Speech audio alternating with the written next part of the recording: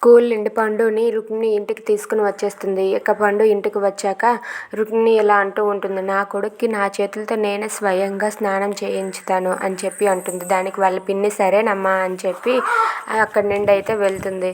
ఇంతలో రుక్మిణి అయితే బాత్రూంలోనికి తీసుకుని వెళ్ళి పండుకి స్నానం చేయిద్దామని బట్టలు ఇప్పుతుంది. ఇక పండు అయితే అమ్మో నాకు సిగ్గు అని చెప్పి అంటాడు. ఒరే కన్న తల్లి దగ్గర సిగ్గు ఉండకూడదురా అని చెప్పి రుక్మిణి అంటుంది.